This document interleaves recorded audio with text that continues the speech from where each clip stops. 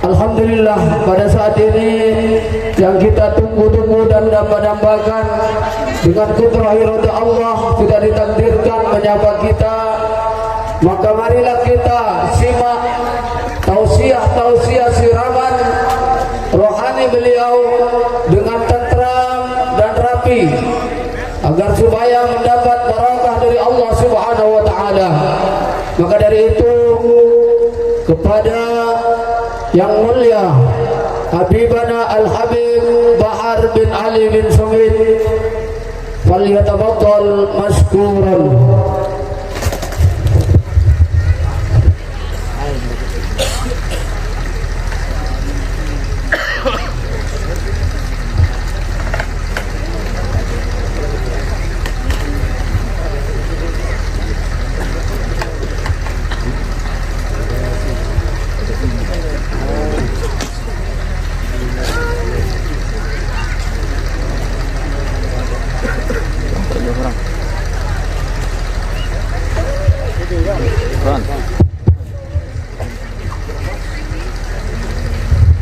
Assalamualaikum warahmatullahi wabarakatuh.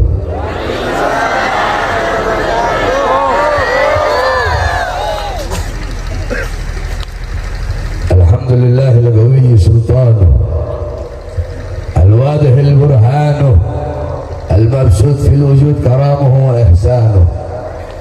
Allahumma salli wa sallim wa barik wa karrim wa azim ala nuril anwar wa sirril asrar wa tiryaki aghyar wa miftahi babil yasar sayyidina wa maulana Muhammad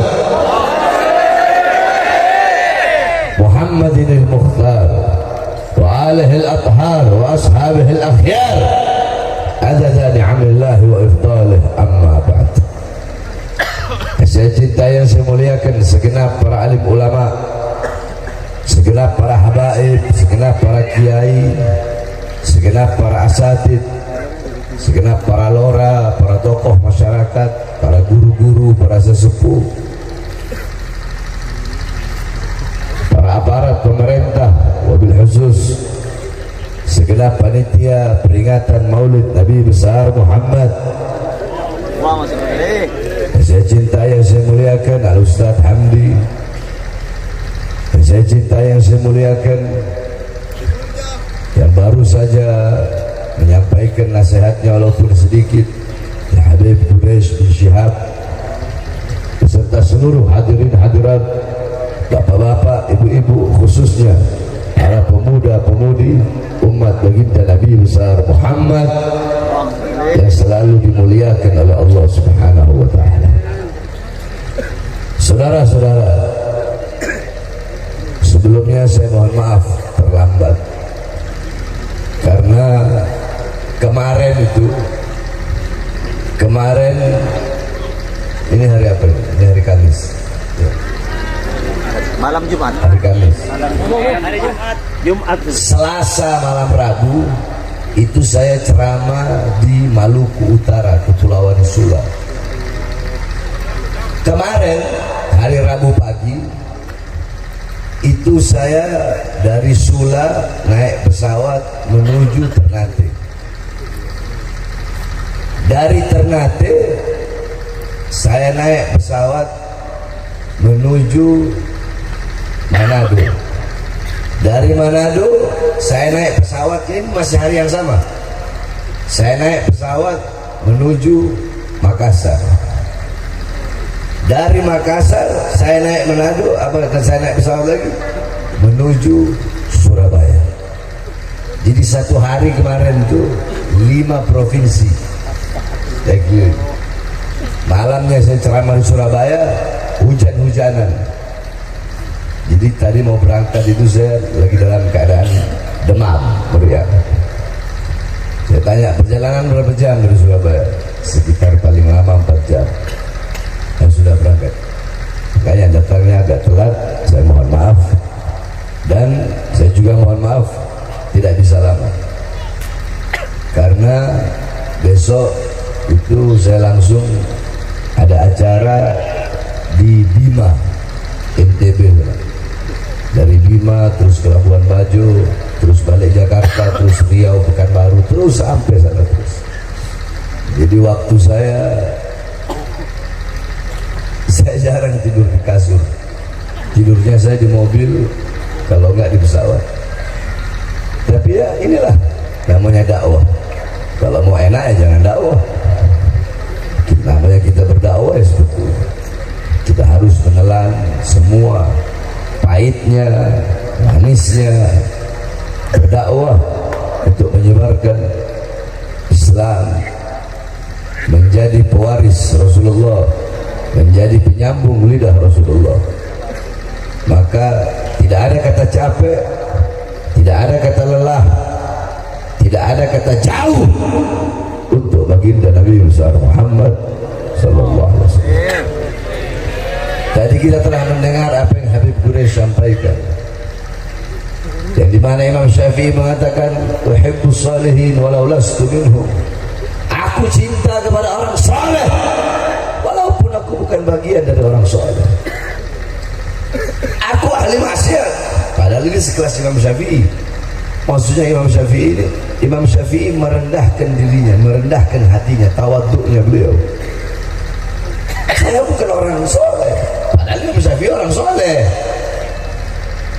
Ibarat kata kalau kita orang ini, saya ahli maksiat, saya ahli berbuat dosa, saya pelacur, saya berjudi, saya narkoba, saya ngerampok, saya bunuh orang, saya suka zolimi orang, saya ahli maksiat, saya berlumur orang dengan dosa. Tapi setidaknya saya punya cinta kepada orang-orang soleh. Saya punya cinta kepada para ulama. Kenapa saudara-saudara? Al-Imam Ghazali mengatakan mahbubal mahbub mahbub wa muhibbal mahbub mahbub. Orang-orang yang dicintai oleh orang-orang yang dicintai oleh Allah, maka orang itu pun akan dicintai oleh Allah. Contoh, kalian gak cinta sama Allah, tapi kalian dicintai sama orang soleh. Orang-orang soleh ini dicintai oleh Allah. Maka walaupun kalian tidak mencintai Allah, kalian akan dicintai oleh Allah apabila kalian dicintai oleh orang-orang soleh yang dicintai oleh Allah. Sebaliknya mencintai orang soleh, kalian mencintai orang soleh, orang soleh mencintai Allah, maka otomatis kalian akan mendapatkan kecintaan dari Allah Subhanahu wa ta'ala. Paham? Itu maksud dan intisari yang disampaikan oleh Habib Quraisy tadi. Jadi maksudnya jangan jauh dari orang-orang soleh, jangan jauh dari majelis-majelis ilmu seperti ini, jangan jauh dari perkumpulan-perkumpulan seperti ini, karena perkumpulan seperti inilah warisan Nabi Muhammad. Kalian kalau mau tahu dulu seperti apa sih perkumpulan Nabi dengan para sahabat, maka lihatlah pada malam hari ini bagaimana perkumpulan kita dengan para ulama, dengan para kiai, dengan para ustadz, dengan para habaib. Maka seperti itu juga perkumpulan dulu baginda Nabi besar Muhammad bersama para sahabat-sahabat Nabi Muhammad sallallahu alaihi wasallam. Saudara-saudara, Nabi Muhammad itu tidak mewariskan harta, tidak mewariskan uang, tidak mewariskan tanah, tidak mewariskan apa pangkat jabatan, tahta, kekuasaan. Nabi Muhammad tidak mewariskan sapi, hendak. Nabi Muhammad tidak mewariskan ladang sawah, hendak. Warisannya Nabi ilmu, amal, akhlak, adab, budi pekerti yang mulia, wara, khauf, khasyah, zuhud, ibadah, qanaah, majlis ilmu, majlis zikir, majlis sholawat, majlis yang dilantunkan ayat-ayat Al-Quran, majlis yang dibacakan Yasin, majlis yang dibacakan tahlil, tahmid, tasbih, takbir, tamjid, sholawat, majlis yang dimana dengan kita duduk di majlis itu kita bisa ingat kepada Allah, ingat kepada Rasulullah, menambahkan kecintaan kita kepada Allah, menambahkan kecintaan kita kepada Rasulullah. Dengan duduk di majlis itu menambahkan rasa khauf, rasa takut kita kepada Allah, menambahkan khasyah, khawatir, tidak pernah rasa aman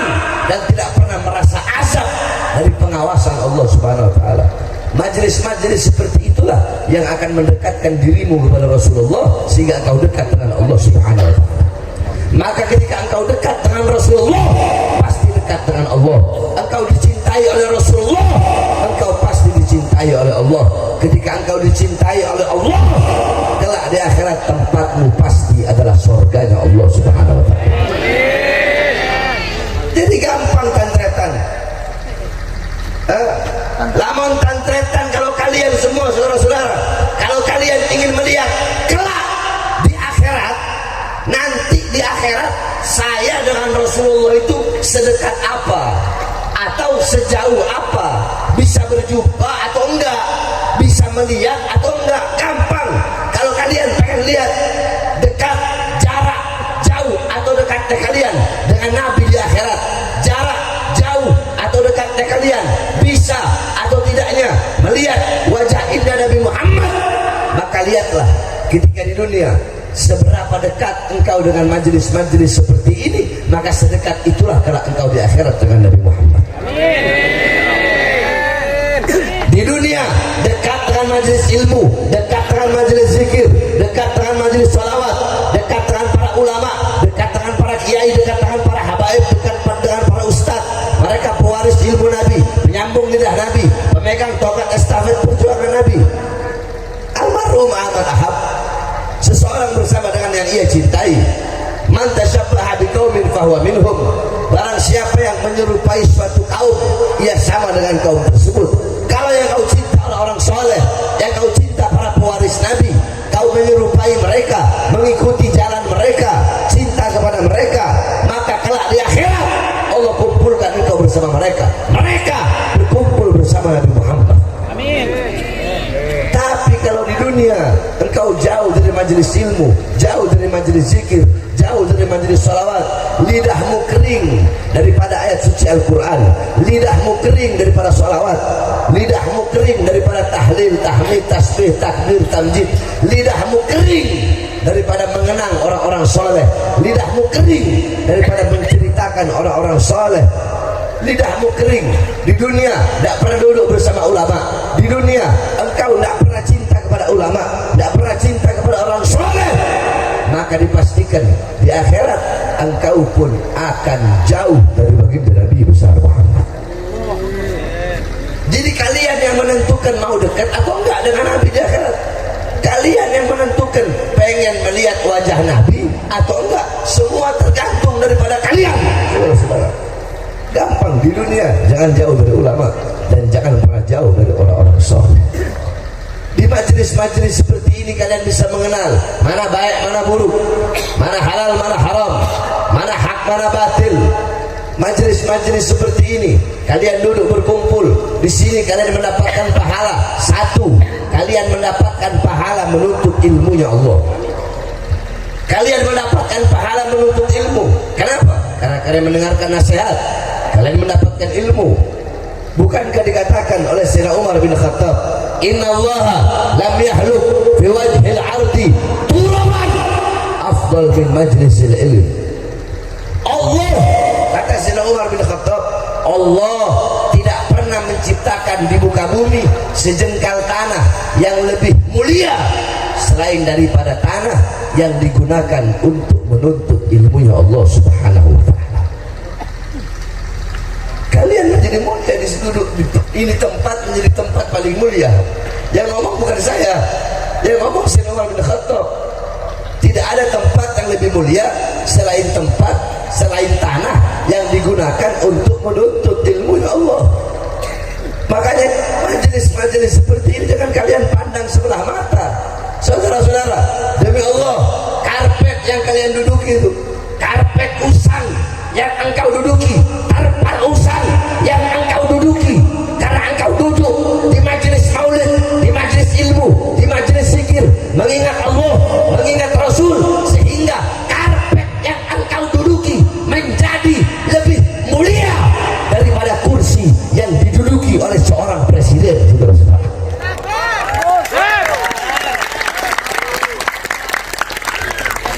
loh, Habib kok bisa bilang kalau karpet yang kami duduki lebih mulia daripada kursi yang diduduki oleh presiden? Saya bisa kasih dalilnya sama kalian. Perhatikan. Alam tara jildal haqira muqabbalan bisagafi lamma ansara jildal mushafi. Tidak pernahkah kalian lihat, nggak pernahkah kalian tahu, tidak pernahkah kalian mendengar kulit-kulit yang tidak berharga, kulit-kulit yang tidak bernilai, kulit-kulit itu dicium oleh mulut-mulut ketika kulit itu menjadi sampul daripada ayat suci Al-Quran. Saya kasih contoh saudara-saudara. Saya potong kambing. Potong apa? Bahasa Maduranya kambing apa? Mbi. Ya, benar. Potong apa? Yang beli. Yang beli. Engkau yang beli mbi. Ya, sip. Engkau ambil kolek. Kolek ya? Kolek. Ini kolek apa ini? Bedus. Ini kulit kambing saya bagi dua saudara-saudara. Sama nggak? Sama. Kan kulitnya sama dari kambing yang satu yang saya sembelih tadi. Saya ambil kulitnya, saya jemur sampai kering. Kulit yang ini saya bikin dompet. Saya taruh di bawah, boleh nggak? Jawab yang keras, boleh nggak? Saya bakar, boleh nggak? Megangnya harus pakai wudhu. Enggak kan? Saya mau bakar, boleh nggak? Saya mau buang, saya mau lempar. Kulit yang ini saya jadikan sampul ayat suci Al-Quran. Boleh taruh di bawah? Boleh? Boleh? Boleh menyentuhnya nggak punya wudhu? Menyentuhnya harus suci. Ditaruh di tempat yang tinggi. Kalau dompet tadi mau ditaruh bawah nggak apa-apa. Sama nggak kulitnya? Sama nggak kulitnya? Dari hewan yang satu pula. Tapi kenapa berbeda caranya? Karena yang ini menyatu dengan sesuatu yang mulia. Apa itu? Al-Quran. Karpet yang kalian duduki itu menjadi mulia. Kenapa? Karena menyatu dengan ilmu. Duduk di sini menyatu dengan ilmunya Allah, sehingga karpet itu jadi mulia. Nah yang ini tadi ibaratnya sama-sama kursi, cuma yang ini ibarat sama-sama kulit, cuma ibaratnya yang ini menjadi mulia. Kenapa? Karena menyatu dengan sesuatu yang mulia. Yang ini biasa-biasa saja, yang kursi presiden tadi biasa-biasa saja karena tidak menyatu dengan sesuatu yang mulia, padahal sama-sama kulit. Paham?